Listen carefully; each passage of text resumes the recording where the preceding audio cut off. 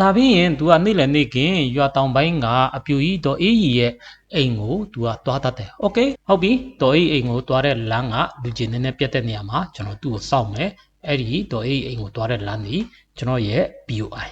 ဒီနေ့တော့ကျွန်တော်တို့ forex trading လုပ်တဲ့လူတွေ technical analysis only နဲ့ကျွန်တော်တို့အယောင်းအဝယ်လှုပ်တဲ့လူတွေအတွက်ကိုအရေးအကြီးဆုံးအခန်းကဏ္ဍဖြစ်တဲ့ဟောဒီ POI ဆိုတဲ့အခန်းကဏ္ဍကိုကျွန်တော်ရှင်းပါမယ်နော်။ POI ဆိုတာဘာလဲဆိုလို့ရှိရင် point of interest ကျွန်တော်တို့ရောင်းကျင်ဝယ်ကျင်တဲ့ zone ကိုကြိုတင်သတ်မှတ်တယ်လို့ခေါ်တယ်။တနည်းအားဖြင့်ကျွန်တော်တို့စပြီးလားဆိုမှ market ထဲမှာရောင်းကျင်ဝယ်ကျင်အောင်စပြီးစိတ်ဝင်စားတဲ့နေရာကိုကျွန်တော်တို့က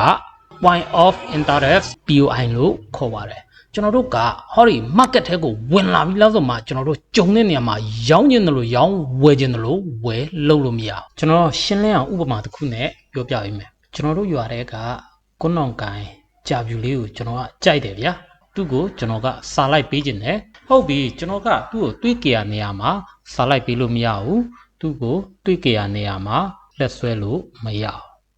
အဲ့တော့သူ့ကိုကျွန်တော်လေ့လာတယ်သူကမနေ့ကြလို့ရှိရင်ဖုံချောင်းသွားတတ်တယ်ဟုတ်ပြီဖုံချောင်းသွားတဲ့လမ်းကလူချေနည်းနည်းပြတ်တဲ့ညောင်ပင်ကြီးရဲ့အောက်ဒီကျွန်တော်ရဲ့ POI ကျွန်တော်သူ့ကိုအဲ့ဒီမှာစောင့်ဒါပြီးရင် तू ကနေ့လည်နေ့ကင်ရွာတောင်ပိုင်းကအပြူကြီးဒေါ်အေးကြီးရဲ့အိမ်ကို तू ကသွားတတ်တယ်။ Okay ဟုတ်ပြီဒေါ်အေးအိမ်ကိုသွားတဲ့လမ်းကလူချင်းနည်းနည်းပြတ်တဲ့နေရာမှာကျွန်တော်သူ့ကိုစောင့်မယ်။အဲ့ဒီဒေါ်အေးအိမ်ကိုသွားတဲ့လမ်းဒီကျွန်တော်ရဲ့ POI ဟုတ်ပြီညနေခင်းနေကြတော့ तू ကညဇီရနေဘက်ကိုလမ်းလျှောက်ထွက်တတ်တယ်။ Okay အဲ့ဒီညဇီရကိုသွားတဲ့နည်းနည်းလူချင်းပြတ်တဲ့လမ်းဒီကျွန်တော်ရဲ့ POI ဟုတ်ပြီ POI မှာစောင့်ပြီးအချိန်တန်ရင် तू မကလာပြီအဲ့ဒီမှာအထာပေးရင်ကျွန်တော်တို့စာလိုက်ပေးလို့ရတယ်အေး confirmation ပေးလို့ရှိရင်စာလိုက်ပေးလို့ရတယ် confirmation မပေးရင်သွားမလုံးနဲ့ပါချိုးရမယ်ဒါပဲအထာမပေးပဲသွားမလုံးနဲ့ငါးပါးမောက်မယ်ကိုလူ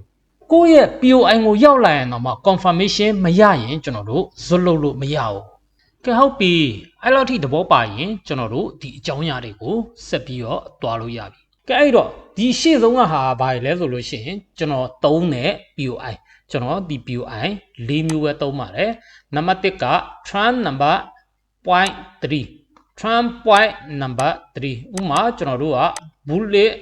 trend တစ်ခုကိုကျွန်တော်တို့တွေ့တယ်ဆိုပါစို့ဘယ်လိုတွေ့လဲဆိုရင်1 point နဲ့2 point နဲ့ကိုကျွန်တော်တို့တွေ့ပြီဆိုလို့ရှိရင်နံပါတ်3 point မြောက်ပြီဒါကျွန်တော်ဝယ်ခြင်းလို့စတင်စိတ်ဝင်စားတဲ့နေရာဒါပေမဲ့ plain ကြီးတော့မဝယ်ပါဘူးဒီနေရာမှာ तू အပေါ်ကိုကန်တက်သွားနိုင်တဲ့လက္ခဏာ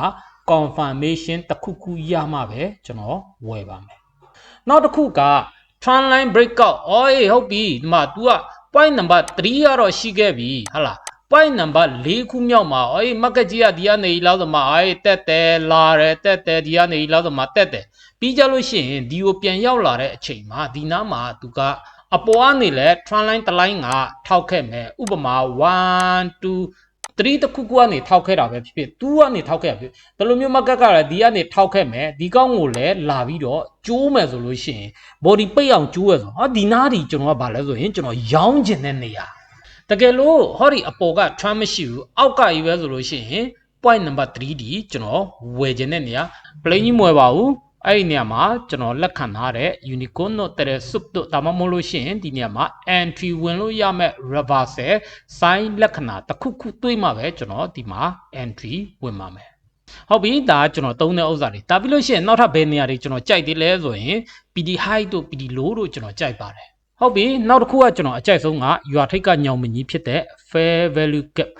fair value gap တွေက market ထဲမှာအများကြီးเนาะတွေ့ကြရ fair value gap တိုင်းကိုကျွန်တော်ဝင်တာမဟုတ်ဘူး high probability fair value gap เนาะ fair value gap အများကြီးတွေထဲမှာကျွန်တော်ကြိုက်တဲ့ high probability fair value gap 5မျိုး6မျိုးရှိသေးတယ်အဲ့ဒီကျွန်တော်သုံးတဲ့ဥစ္စာတွေအကြောင်းကိုပြီးရင်အသေးစိတ်ပြောပြရမယ်เนาะကဲကိုကိစ္စကိုနောက်မှထားအောင်သူများကိစ္စတွေတွားရအောင်เนาะအဲ့တော့တဲ့ဒီ POI ဆိုတာကကျွန်တော်သုံးတဲ့ဟာတွေကြီးပဲရှိရလားဆိုတော့မဟုတ်ဘူးကျွန်တော်သုံးတဲ့ဟာတွေကြီးပဲရှိရမို့အခြားလူများပေါင်းစုံသုံးတဲ့ဟာတွေရှိသေးတယ်အဲ့တော့ဒီဟာလေးကဘာလဲဆိုလို့ရှိရင်ဒါ SMC သမားတွေ ICT သမားတွေသုံးတဲ့ PD array ဆိုတာရှိသေးတယ်ဟုတ်လား PD array ဆိုတာသူကဘာလဲဆိုလို့ရှိရင် supply demand zone တွေရှိเนาะ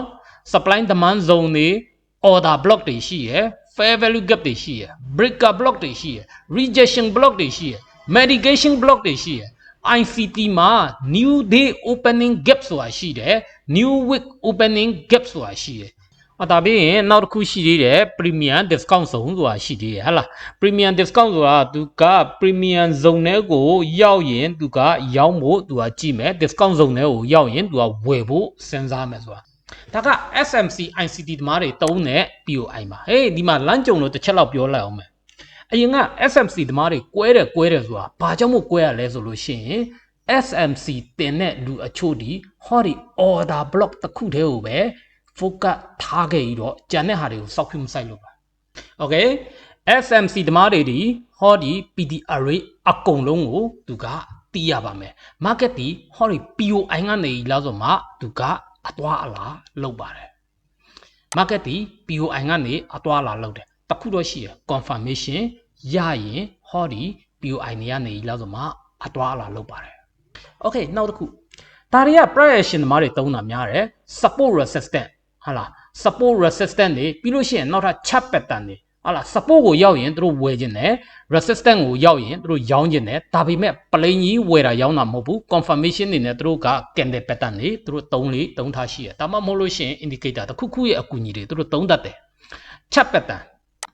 နော် chart pattern ဆိုလို့ရှိရင်လည်းသဘောတရားကဒီမှာကျွန်တော်တို့ဟို flat pattern တစ်ခုလိုမျိုးပဲဟာလားအောက်ကဒီနားမှာ1 2 3 4 5တွေရည်ပြီးလားဆိုမှတို့ chart pattern စုံတဲ့အချိန်မှာတို့ကဝယ်ခြင်းတယ်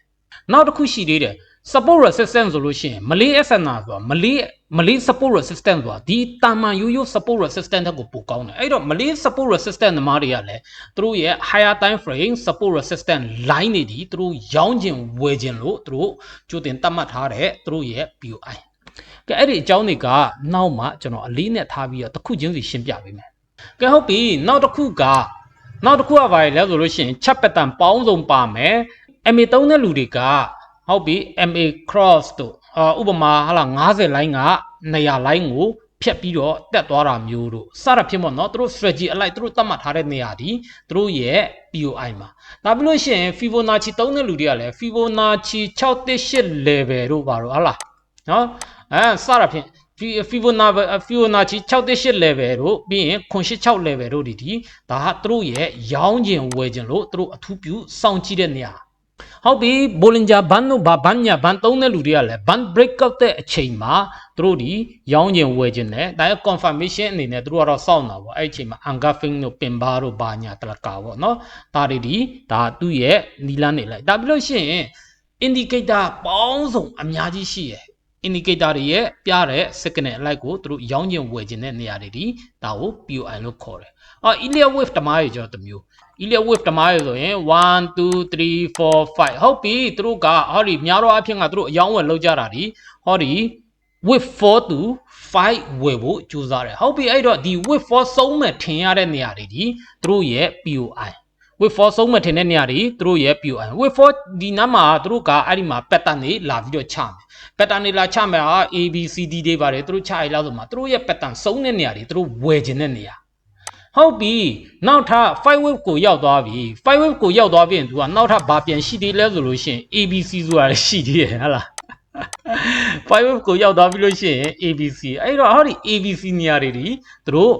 ဝယ်ခြင်းရောင်းခြင်းတဲ့နေရာဒီပုံစံအတိုင်းဆိုလို့ရှိရင်ကတော့ဒါသူတို့ရောင်းခြင်းတဲ့နေရာပေါ့နော်အဲ့မှာ wave fee မှာသူတို့ရောင်းကြမယ်ဘယ်ထိရောင်းကြမလဲများတော့ဖြင့်ဒီ wave 4အဆုံးထိသူတို့ရောင်းကြမယ်စရဖြစ်မို့ဒီ wave 4ကိုကြော်ရင်တစ်မျိုးစဉ်းစားမယ် wave 4ကိုမကြော်ရင်နောက်ထပ်တစ်မျိုးပြန်ပြီးတော့စဉ်းစားမယ်စရဖြစ်ဒီဟာတွေဒီသူတို့ရဲ့ POI နေ Fibonacci သုံးတဲ့လူတွေကြတော့လဲ Fibonacci ဒီနားမှာ618 level လာတတ်တယ်ဒီမှာ618 level ကိုသူတို့စောင့်ကြည့်ကြမယ်စရဖြစ်မို့ဒီကနေလောက်ဆိုမှဒီနားမှာ Fibo နဲ့တိုင်းသွားရည်လဲရှိရပဲ Okayဒါကကျွန်တော်ပြောချင်တဲ့အကြမ်းပြင်းအားဖြင့် POI ဆိုတာကိုမိတ်ဆွေတို့သဘောပေါက်ဖို့လိုတယ် POI မှာ POI ရောက်လို့ရှိရင် plain ကြီးကျွန်တော်တို့ဝယ်လို့ရောင်းလို့မရသေးပါဘူးအဲ့ဒီမှာ anti model ပေါင်းစုံလာပြီးတော့ရှိပြန်ပြီအဲ့တော့ SMC သမားတွေကဘာ anti model ကိုသုံးကြလဲဆိုရင်များတော့အဖြစ် chalk or flip chalk entry နဲ့ flip entry ကိုသုံးကြတယ်ဟုတ်လားဒါပြီးလို့ရှိရင် support resistance တွေ chart pattern တွေသုံးတဲ့လူတွေကကျတော့သူကများတော့အဖြစ် confirmation ကို can the confirmation တွေယူတတ်တယ်ဒါမှမဟုတ်လို့ရှိရင်အခြားသော indicator တစ်ခုခုဟာလား divergent တို့ပါလို့စသဖြင့်အဲ့လိုမျိုးတွေနဲ့သူတို့က confirmation ယူတတ်တယ်နော်တခြားတော့လူတွေလည်းဒီတိုင်းပဲအဲ့ဒီကောင်တွေကတော့ဘာတွေနဲ့ confirmation ယူလဲတော့ကျွန်တော်မပြောတတ်တော့နော်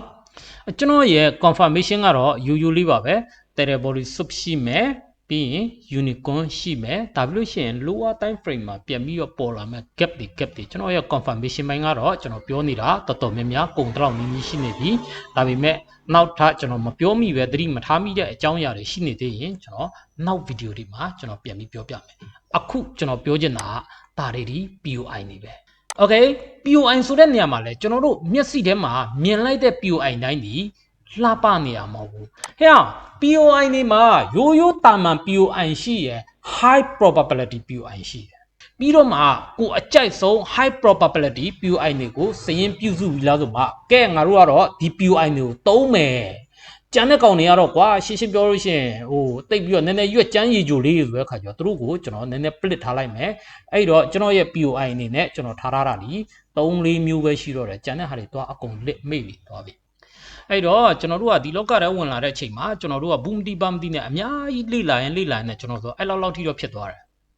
အဲ့လောက်ဖြစ်သွားတဲ့အထက်မှာနောက်ပိုင်းနည်းနည်းနားလည်လာတဲ့အချိန်မှာကျွန်တော်က high probability POI ကျွန်တော်အကြိုက်ဆုံးကျွန်တော်နဲ့ကိုက်ညီတဲ့ high probability POI အနည်းငယ်ကိုကျွန်တော်စုစည်းလာဆိုမှကျန်တဲ့ဟာကိုကျွန်တော်မေးပစ်ဖို့ split လိုက်ဖို့ကျွန်တော်ကြိုးစားလိုက်ပါတယ်။ဒါတရားတွေတခုမှကျွန်တော်မသုံးတော့ပေမဲ့သူတို့အကြောင်းကိုကျွန်တော်တိတန်တလောက်တီးခဲ့ပါတယ်။ကောင်းကောင်းကြီးကျွန်တော်နားလေတန်တလောက်နားလေခဲ့ပါတယ်။ကဲအဲ့တော့ကျွန်တော်တို့ဟောဒီနောက်ဗီဒီယိုလေးမှာကြာလို့ရှိရင်ကျွန်တော်အကြိုက်ဆုံးကျွန်တော်သုံးတဲ့ဟောဒီ high probability POI 4ခုတည်းကနေမှကျွန်တော်မရှင်းရသေးတဲ့ဟလာနောက်ထပ်2ခုကိုကျွန်တော်ပြန်ရှင်းအဲ့တော့ဒီအရာတွေတိုင်းမှာလေအကုန်လုံးတိုင်းမှာ low probability high probability ရှိရနော်ဟလာ trend line ဆိုလို့ရှိရင်လည်း trend နဲ့ပတ်သက်ပြီးတော့ဆိုမှ high probability low probability ဆိုတာရှိရအဲ့တော့ဟိုဆိုတာ trend break out တဲ့နေရာမှာလည်းဒီတိုင်းပဲ PD high PD low ကတော့တာမန်တိုင်းပဲ PD high PD low ရှိရ weak high weak low ရှိရပြီးလို့ရှိရင်နောက်ထပ် fair value gap မှာတော့ high probability fair value gap 5မျိုးလောက်ရှိရအဲ့ဒီအကြောင်းတွေကိုနောက်ဗီဒီယိုတွေမှာကြာလို့ရှိရင်ကျွန်တော်တဆင့်ချင်းကျွန်တော်ရှင်းပြနိုင်အောင်ကြိုးစားမယ် Okay ကဲဒီဗီဒီယိုဒီမှာပဲရပ်မယ်